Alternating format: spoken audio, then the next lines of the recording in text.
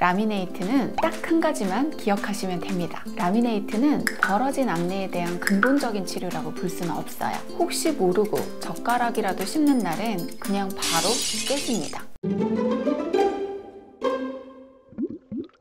안녕하세요. 20년차 치과의사이자 15년째 치과를 운영하고 있는 치아쌤입니다. 의학 정보에서 검색을 하면 라미네이트의 정의는 미관상의 목적으로 앞니의 범랑질 표면만 최소한 삭제하고 복합 레진 도제 기공물을 접착하는 시술을 얘기합니다. 쉽게 설명을 드리면 우리 인조 손톱 붙이듯이 치아에 얇게 붙이는 거라고 생각을 하시면 돼요. 그럼 주기적으로 교체가 필요할까요?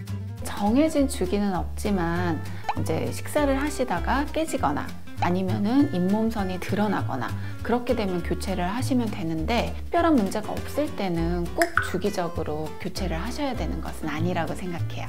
라미네이트의 장점은 뭔가요? 치아 표면에 선천적인 반점이 있거나 또는 착색이 있는 경우, 그리고 치아가 살짝 깨진 경우, 그리고 치아 표면에 광범위한 충치가 있을 경우에 사용하기 굉장히 좋아요. 원래 취지의 라미네이트는 치아 삭제가 매우 적어서 치아를 보존하면서도 치아를 좀 예쁘게 복원해 주는 것이 장점인데, 요즘에는 급속 교정이란 명목으로 치아 삭제로 좀 많이 한 라미네이트 시술이 많아져서 그 부분은 조금 우려스러워요. 치아 삭제가 무엇인가요? 인조 손톱을 붙일 때는 이 자체에 인조 손톱을 이렇게 붙이는 거지만, 치아에는 그냥 라미네이트라는 거를 붙이면 이 치아 자체가 너무 두꺼워지기 때문에 약간의 삭제를 하고 치아의 모양을 만들어서 붙이는 거라고 생각을 하셔야 돼요. 본래의 의미는 굉장히 살짝 삭제를 하고 얇게 붙이는 건데, 요즘에는 그 의미가 조금 변질이 돼서 치아 삭제를 조금 많이 하고 붙이는 경우가 많아요. 실제로 치아가 많이 삐뚤삐뚤한 경우에 치아 교정을 해서 그 시술을 해야 하는데, 치아를 확 깎아서 라미네이트를 붙이는 식으로 치아 교정이 됐다라고 하는 거죠. 라미네이트 시술 시에 색상과 모양은 선택이 가능한가요? 치아 모양은 남성과 여성에 따른 조금 해부학적인 치아의 형태가 있기 때문에 공간을 보고 최대한 그 예쁜 형태를 따라서 해요. 그리고 한쪽의 치아만 라미네이트를 하는 경우에는 반대측의 치아 모양을 또 이렇게 맞추게 되죠. 연예인분들이 워낙 치아를 밝고 하얗게 하기 때문에 다들 하얗고 밝은 거를 원하세요. 근데 너무 하얗게 치아를 만들어주면 부자연스러울 수 있어요. 따라서 한두 개 치아의 라미네이트 시술을 할 때는 옆에 치아와 최대한 색상을 맞추는 것이 자연스럽고요. 앞니 전체의 라미네이트 치료를 할 때는 본인의 치아보다 한 단계 정도 치아 색상을 밝게 해도 괜찮다고 생각을 하지만 아래 치아 색상과 조화를 조금 봐야겠죠. 라미네이트는 치료 목적이 아닌가요? 그쵸. 치료 목적도 있는데 심미적인 목적도 있죠. 원래는 이제 충치가 있거나 치아에 선천적인 반점 같은 것이 있을 때 하는 건데, 요즘에는 조금 치아를 뭐 예쁘게 치아 교정을 하지 않고 치아를 바르게 한다거나 그런 경우에도 많이 하시죠. 벌어진 앞니를 가진 사람은 라미네이트가 좋을까요? 치아 교정이 좋을까요? 이 부분이 제가 말씀드리고 싶은 오늘의 핵심 내용인데요. 라미네이트는 벌어진 앞니에 대한 근본적인 치료라고 볼 수는 없어요. 벌어진 치아는 모아주는 것이 근본적인 치료죠. 벌어진 앞니가 원인인 경우에 교정을 했는데도 치아의 절대적인 사이즈가 너무 작아서 교합을 맞추기 어렵거나 심미적인 문제가 있는 경우에만 라미네이트가 대안이 되는 것이 맞다고 생각합니다. 그런데 이런 경우가 있죠. 치아 사이즈는 정상인데 치아가 벌어진 경우에 라미네이트를 하면 치아가 더 커져서 부자연스러워져요. 그리고 부정교합에 의해서 치아가 계속 벌어져 있는 경우에, 특히 치아가 원래는 이렇게 물려야 하는데 이렇게 아랫니가 윗니를 이렇게 치는 경우가 있어요. 이 경우에 이걸 그냥 두고 한두 개의 치아 사이즈만 맞춰서 라미네이트를 했을 경우에는 치아가 또 벌어져요. 또 라미네이트를 더 크게 하실 건가요? 이런 경우는 라미네이트를 하시면 안 된다고 생각해요. 치아가 삐뚤거나 돌출이 있는데 급속 교정이란 명목으로 라미네이트 시술하는 경우 정말 후회하실 거예요.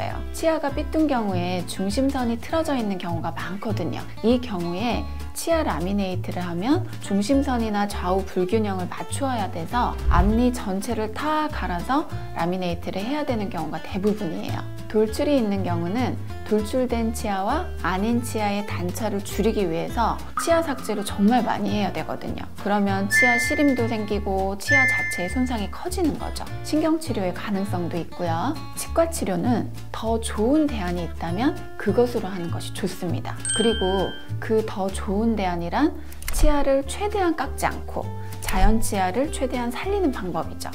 치아 교정을 할 때 치아를 깎지는 않나요? 네, 치아 교정을 할 때는 치아 모양 자체를 바꾸는 경우는 많지는 않아요. 치아의 크기를 조정을 할 수는 있는데 치아 자체의 표면을 깎아낸다거나 전체적인 모양을 바꿔버린다거나 이렇진 않고, 치아 교정은 치아를 옮겨주는 거기 때문에 치아를 그대로 유지한다고 보시면 되세요. 라미네이트만으로 급속 교정 효과를 볼 수 있나요? 치아를 움직이는 교정이 아니라 치아의 모양을 한 번에 확 바꾸는 것이란 의미로 교정이라는 표현을 쓰는 거예요. 원래 치과에서는 교정이란 치아를 움직이는 동적 치료라는 의미가 있어요. 하지만 상업적으로 바꾼 교묘한 언어로 치아를 깎아서 밀어버리고 하는 치료를 교정이라고 표현을 해서 환자분들은 조금 현혹하시는 거라고 생각이 돼요. 라미네이트 급속 교정이란 표현은 정말 선택하시지 마시라고 말씀드리고 싶은 치료예요. 라미네이트에 대한 부정적인 견해들이 많은데 원장님의 생각은 어떠세요? 꼭 필요한 곳에는 라미네이트를 써야 하지만 라미네이트를 조금 잘못된 의미의 급속 교정이란 표현을 써서 환자분들에게 정확한 정보를 주지 않고 치료를 한다면 그거는 조금 부정적이라고 생각이 돼요. 라미네이트가 꼭 필요한 경우가 있어요. 앞서 말씀드린 대로 치아 사이 충치나 변색, 그리고 산에 의해서 부식된 치아, 그리고 치아의 크기에 관련된 문제 등이 있을 경우에는 라미네이트를 생각하는 것이 맞아요. 근데 이 경우에 첫째, 깨짐에 대한 고려를 꼭 하셔야 돼요. 우리가 앞니를 음식을 자르는 역할로 많이 사용을 하는데 단단한 음식을 앞니로 잘못 자르려고 하면 정말 얇은 라미네이트가 금방 금이 가거나 깨질 수가 있어요. 혹시 모르고 젓가락이라도 씹는 날엔 그냥 바로 깨집니다. 두 번째로 라미네이트와 치아 사이에 보이지 않는 틈이 있을 수밖에 없어요. 그 부분이 양치가 안 되거나 세월이 오래 지나면 그 틈이 썩거나 변색이 될 수 있죠. 이 부분도 고려를 하셔야 돼요. 세 번째로 라미네이트와 치아의 경계 부위의 틈에 음식물이나 치석, 세균막 등이 끼면 잇몸 질환이 생길 수밖에 없어요. 그럼 잇몸이 내려가고 라미네이트와 치아의 경계부가 노출이 되어서 또 더 큰 라미네이트를 해야 하는 경우가 있어요. 따라서 라미네이트가 필요한 경우 라미네이트 치료를 하되 그 한계점은 꼭 알고 계셔야 합니다. 라미네이트가 깨지지 않도록 보존하는 방법이 있나요? 치아 교정이 더 좋은 경우, 치아에 돌출이 있는 경우, 치아를 깎는 치료는 절대 안 하셔야 된다고 생각을 해요. 치아 사이가 벌어진 경우, 치아가 삐뚤어지거나 치아에 돌출이 있는 경우는 치아 교정으로 해결을 하셔서 본인의 치아를 잘 보존을 하시고요. 치아 크기에 문제가 있는 경우만 라미네이트나 레진 치료라는 것을 고려하시면 좋을 것 같아요. 라미네이트가 깨진 경우를 정말 많이 봤어요. 특히 고기에 뼈를 씹었다, 닭뼈를 씹었다, 젓가락을 씹었다 하는 경우에 100이면 100 라미네이트가 금이 가거나 깨져요. 내 앞니는 소중하다 생각하면서 조심해서 쓰셔야죠. 라미네이트는 딱 한 가지만 기억하시면 됩니다. 라미네이트보다 더 치아를 보존할 수 있는 좋은 치료가 있다면 하시면 됩니다. 오늘은 라미네이트의 오해와 진실에 대해서 알아봤습니다. 영상이 유익하셨다면 구독과 좋아요, 알림 설정 부탁드립니다. 감사합니다.